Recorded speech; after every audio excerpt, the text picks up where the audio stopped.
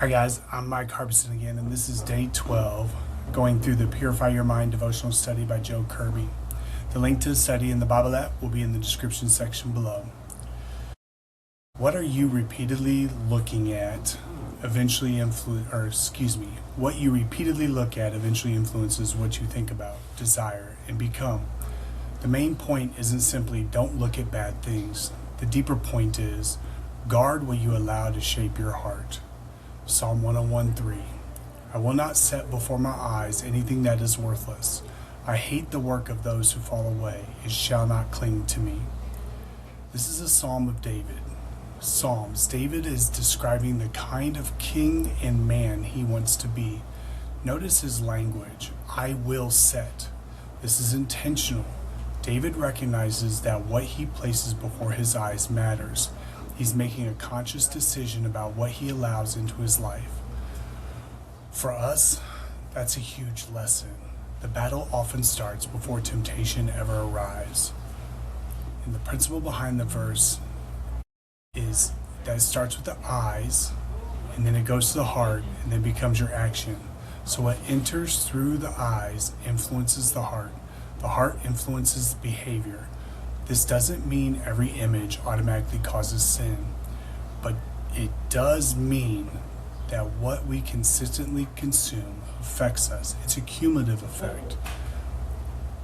Question to ask is, do you think it's possible to constantly feed your mind something and not eventually be influenced by it?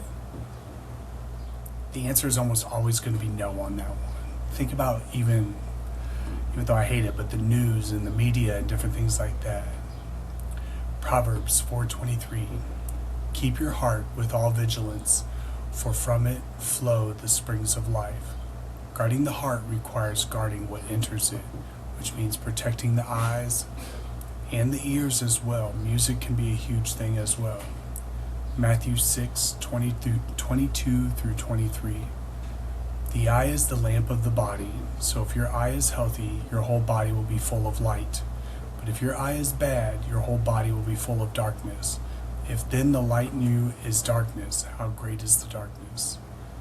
Jesus says, the eye is the lamp of the body.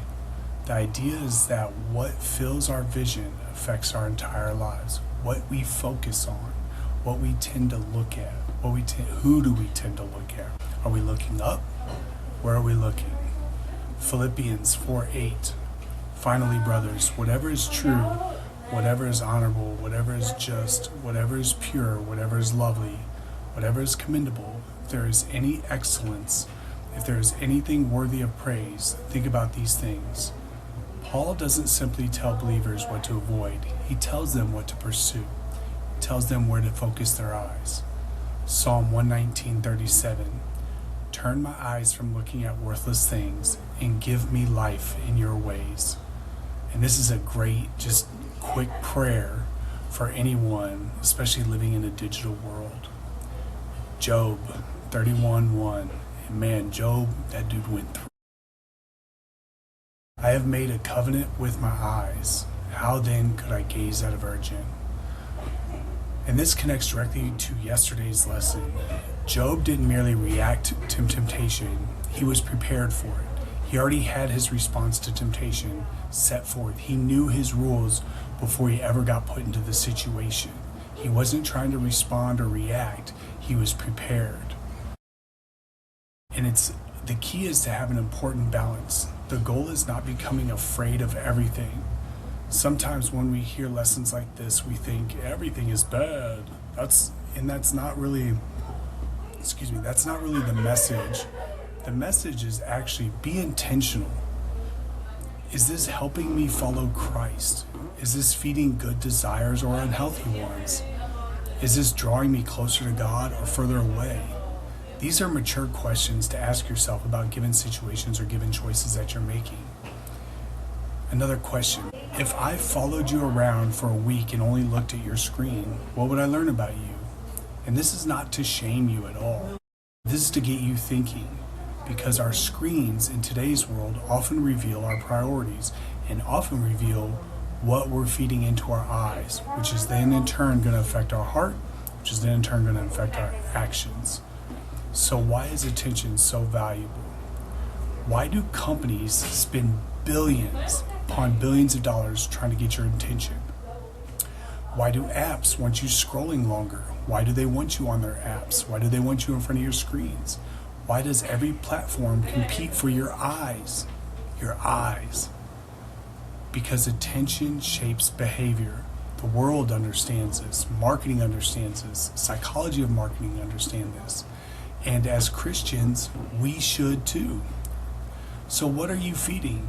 If you were to consume something every day for 6 months, what happens? What if it was lifting weights? What if it was practicing for a sport that you want to be better at? What if it's junk food? What if it's scripture? Whatever you repeatedly feed grows. That's the seeds that are going to get watered. So what's the difference between looking and fixating? This is an important distinction. A lot of people, a lot of us really in today's world can't avoid seeing temptation in the world. It's everywhere. You open your phone, it's there. The issue is what happens next. What's the difference between noticing something and dwelling on it? And that, young men, that's where self-control enters the conversation. Think about it in terms of sports. For me, I'm always going to go back to wrestling. But if I knew my opponent had one move that beat everybody, would I study it? Of course I would. If you know your biggest temptations usually start through your phone, shouldn't you pay attention to that? Great athletes identify the weak points and they protect them. Great Christians need to do the same. So a challenge for you guys. Instead of asking, what should you stop watching? Start asking, what should you start filling your mind with? How should you fill those voids?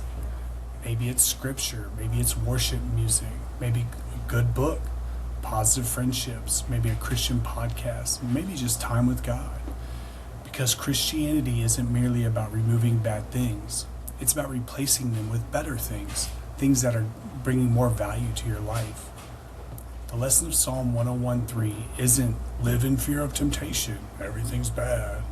It's actually be intentional about what shapes you. Be intentional about what you're viewing and what you're doing. Every day we are being discipled by something. Social media, friends, sports, coaches, music, culture. So the question isn't, am I being influenced? The question is, who or what is influencing me? Or who or what am I allowing to influence me? And David understood that if he wanted a heart that honored God, he needed to pay attention to what he consistently placed before his eyes. So I ask you, if your eyes are the doorway to your heart, what are you allowing through the door?